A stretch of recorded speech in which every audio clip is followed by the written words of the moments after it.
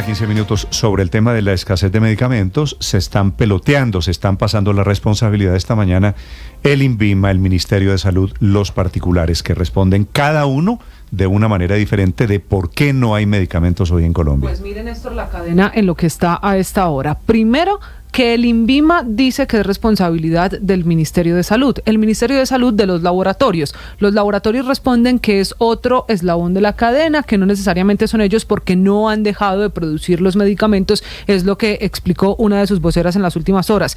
Y entonces en las EPS dicen que son las redes de droguerías, pero las droguerías dicen que no hay medicinas suficientes y por eso no las entregan. En el limbo, en la mitad, de nuevo los pacientes haciendo larguísimas filas para la respuesta que ya cumple semanas, que su medicina no hay.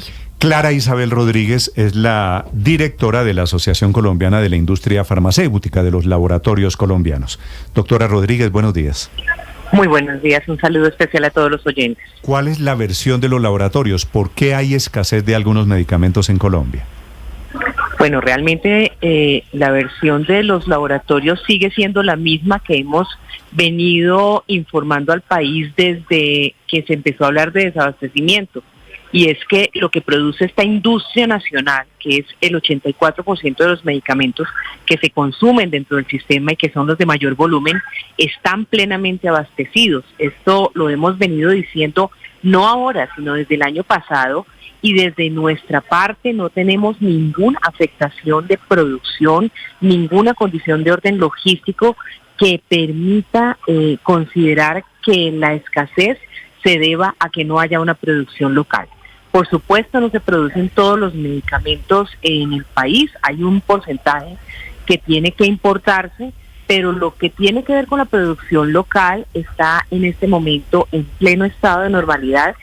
Y esto es muy fácilmente comprobable a través de nuestros inventarios, tal como se lo hemos venido diciendo al gobierno nacional, como también a todos los proveedores, las EPS y los diferentes gestores farmacéuticos. Pero entonces, doctora Rodríguez, si usted dice que hoy hay pleno estado de normalidad de las medicinas que se fabrican en Colombia, ¿por qué la gente no las está recibiendo? Usted dice es normal, no se han dejado de producir, las estamos haciendo desde los laboratorios. ¿Por qué no llegan a las farmacias para que se las puedan dar a las personas? Usted hizo una radiografía ahorita, un comentario supremamente importante frente a la situación que se está viviendo. Primero le aclaro, el 84% de los medicamentos que producimos son aquellos medicamentos que se consumen en gran volumen. ¿Qué significa esto? Analgésicos, antibióticos, medicamentos para la hipertensión, medicamentos para atender afecciones gastrointestinales, etcétera. Ese volumen de medicamentos, que es muy alto en el consumo diario de los colombianos, lo fabricamos en Colombia, lo producimos y se lo distribuimos a los diferentes actores de la cadena. La situación es que en este momento y desde el año pasado, todo este tema que tiene que ver con el sistema de salud, con el tema del flujo de recursos, con la situación de las EPS, está generando un clima de incertidumbre muy grande entre todos los actores. Los laboratorios farmacéuticos y quienes importan medicamentos para los pacientes son una parte o la punta de esta cadena, en donde primero está la EPS, que es la que recibe el recurso, ya sea por el recurso de la UPC o por lo que llamamos presupuestos máximos de aquello que no está cubierto por la UPC, y esta EPS contrata con gestores farmacéuticos la compra del medicamento y la dispensación a los pacientes en los diferentes puntos. Este gestor farmacéutico, a su vez, es el que le hace la compra a los laboratorios. ¿Qué está pasando en este momento? Que estamos teniendo una situación crítica con respecto a la cartera con estos gestores farmacéuticos.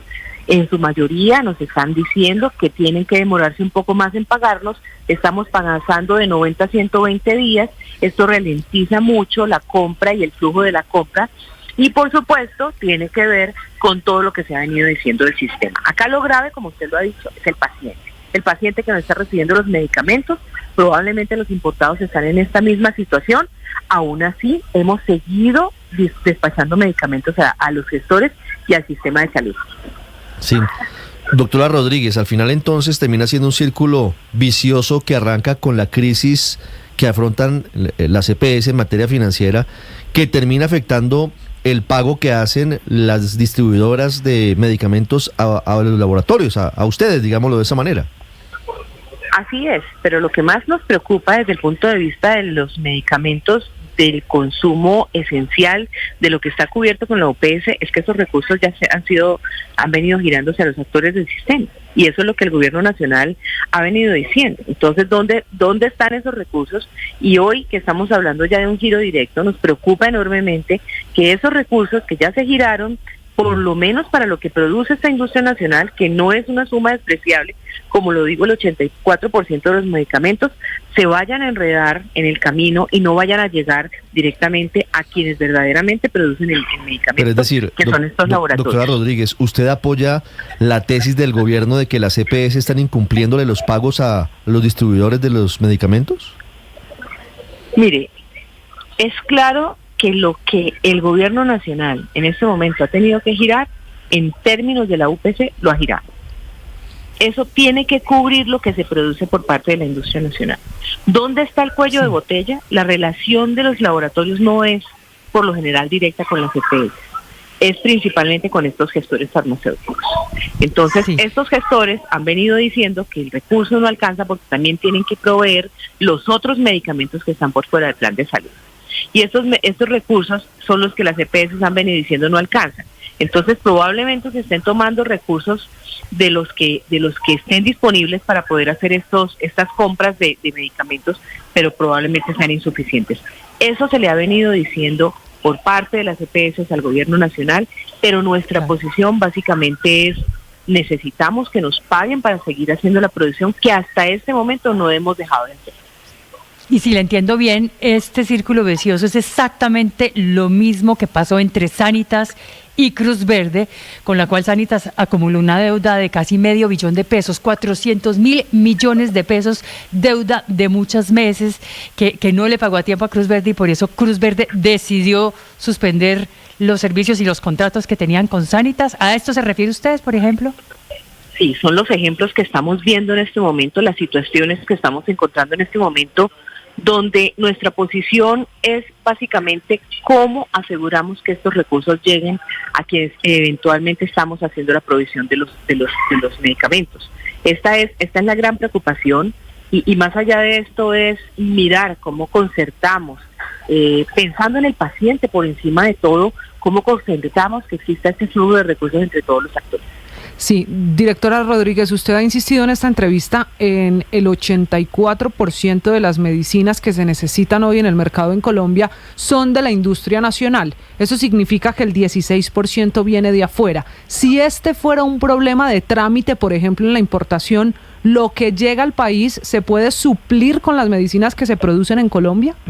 Lamentablemente no en este momento, porque son tecnologías diferentes a las que tenemos en Colombia, son medicamentos que precisamente van a atender enfermedades catastróficas, enfermedades críticas como el cáncer, como el VIH, como la misma insulina que se está necesitando para los pacientes que padecen la diabetes. Lamentablemente no tenemos todavía esas tecnologías. Precisamente con el gobierno hemos venido hablando de reindustrializar el país y de buscar aumentar esas capacidades para la industria farmacéutica. Pero en este momento es muy grave porque pues precisamente estas entidades que hacen la importación de estos medicamentos probablemente estén bajo estas mismas condiciones. Sí. Son las 9:24. Es Clara Isabel Rodríguez, presidenta de esta Asociación de Laboratorios Farmacéuticos de Colombia, hablando de lo que significa la crisis, de lo que significa la situación en torno a el desabastecimiento de medicamentos. Doctora Rodríguez, muchas gracias. A ustedes muchas gracias. Estás escuchando Blue